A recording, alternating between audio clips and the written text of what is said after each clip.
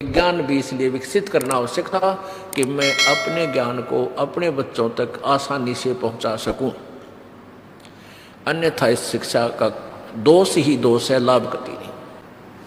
अपने आत्माओं, इंसान जब भगवान से डरने वाला हो जाएगा तो 90% झगड़े खत्म हो जाएं, घर के भी समाप्त हो, घर में भी जो आपस में कलह है या समाप्त हो जाएगी और आपसी द्वेष समाप्त हो जाएगा।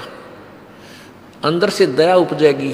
कोई बीमार दुखी दिखाई देगा, सास ननद या कोई भी पड़ोसी या राह चलता, उसकी मदद को दौड़ा करेंगे लोग। और अब एक्सीडेंट हो जाता है, आदमी मरा पड़ा, मरने को हो रहा है और साथ में नो ची ची भागे जा रहे हैं, नो देख ले एक्सीडेंट हो गया, एक्सीडेंट हो गया, चल चल चल जल्दी कर वहाँ पहुँचना। और पहले टूट का पड़ जाया करते थे। तो ऐसे एक भक्त बता रहा था कि मेरा शाम में एक्सीडेंट हुआ और सुबह तक मैं भुगत रहा, तड़फ रहा, कोई निकट नहीं आया। सूर्य उदय हुआ, जब घर वालों को पता चला भी नहीं आया, ढूंढते ढांढते ऐसे वहाँ पहुँचे, जब मुझे उठा के लाए, बस एक आध सांस ही रह रहा था, मेडिकल तक पहुँचा इतने। तो पुण्यात्माओं, हम निर्दयी हो गए, डर रहा नहीं भगवान का। दया धर्म का मूल है, पाप मूल अभिमान, और तुलसी दया ना छोड़ियो जब लग घट में प्राण। अब परमात्मा क्या बताते हैं कि मानुष जन्म दुर्लभ है, ये मिला न बारंबार। जैसे तरवर से पत्ता टूट जाए वो बाहर नहीं लगता डर। आप अपने परिवार में रह रहे हो, बेटा बेटी, कार कोठी, पति पत्नी, माता पिता, रिश्तेदारी, कोई मित्र दोस्त सहेली, आपका कितना अच्छा दिल लग रहा है, आप बहुत अपने आप को आनंदित मान रहे हो, और अचानक कोई रोग हो जाता है, जानलेवा, कैंसर। और कैंसर होगी, 1 2 4 हॉस्पिटलों में भी ट्रीटमेंट हो चुका, कोई राहत नहीं। तो फिर क्या सोचता है कि मेरा ही समय निकट आ गया। और घर वालों को पता है कि कुछ दिन का मेहमान है। उस अतिथि में सोचे अपने आप को, आपको उस अतिथि में ले जाकर सोचो कि ये अतिथि किसी के साथ भी हो सकती है। अपने परमात्मा में रुचि बनाने के लिए हमने इन फॉर्मूलों का प्रयोग करना पड़ेगा। वैसे नहीं बात बना करती, ये ज्ञान वैसे नहीं दिया जा रहा। प्रभु का यहाँ आने का उद्देश्य यही था कि मैं ज्ञान प्रचार करूं। ना उनको क्या आवश्यकता थी आने की, एक खड्डी में बैठ कर कपड़ा बुनने की, एक झोपड़ी में निवास करने की, जो सारी सृष्टि का मालिक है। उसका उद्देश्य था कि मेरे बच्चे यहाँ महादुखी हैं, ये झूठे सुख को सुख मान बैठे हैं, ये नकली सुख है, कल को मृत्यु हो जाएगी, इनको मूर्ख बना रखा है इस काल ने, ये तेरा बेटा है या तेरी बेटी, ये तेरी कार, ये तेरी कोठी, और कल मृत्यु हो जाती है, उसका क्या है, नालायक का कुछ भी नहीं, कुछ नहीं। उस बोली आत्मा का परमात्मा हमें यही याद दिलाने आते हैं कि तुम धोखे में डाल कर यहाँ रखे हुए, तुम्हें मूर्ख बना रखा है, और तुम्हारी बुद्धि इससे आगे सरकती नहीं। चारों युग में संत पुकारे, कूक कहा हम हेल रे, हीरे माणक मोती बरसे, ये जग चुगता ढेल रे। परमात्मा कहते हम चारों युगों में आकर आवाज लगा लगा कर समझाया, परंतु इनके एक नहीं समझ में आती, क्योंकि काल ने इतना प्रेशर डाल रखा आपके ऊपर, आपके बस की बात नहीं।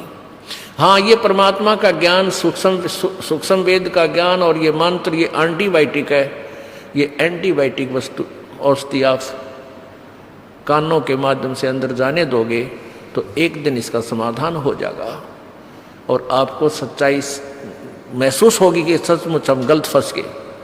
तो ऐसी स्थिति में जो व्यक्ति आ जाता है कि अब मैं कुछ ही क्षणों का, कुछ दिनों का मेहमान हूं, तब वो सोचता है, वो क्या बोलता है, उसके विषय में परमात्मा बता रहे हैं कबीर जी।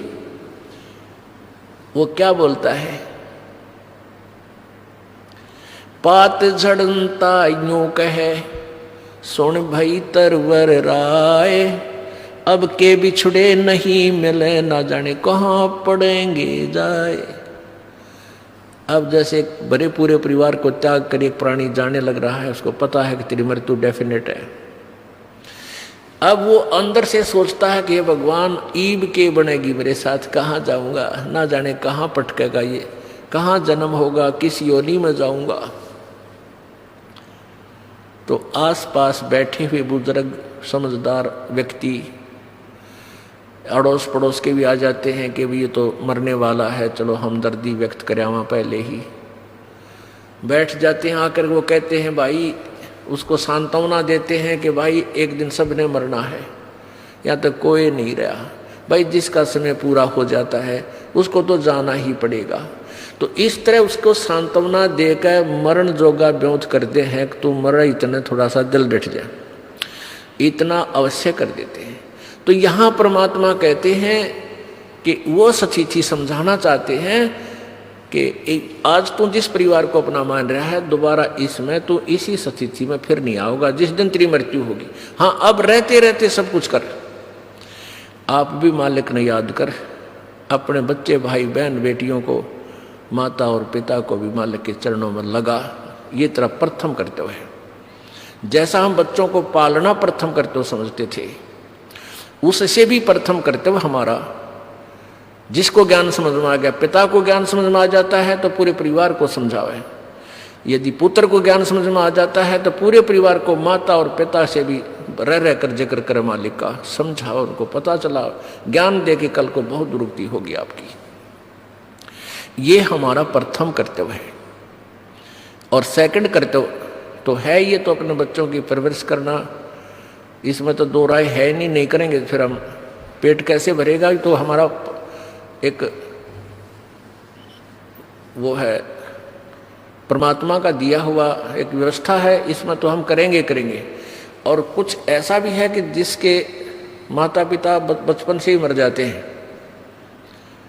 दोनों ही मर जाते हैं, वो बालक भी अपने संस्कारवश बड़े भी होते हैं और वो अपना पूरा उनसे भी अच्छी तरह सेट होते हैं जिनके माता पिता जीवित हैं। इस दास के साथ खूब बीती ऐसी बातें। एक रिश्तेदार हमारा निकट का,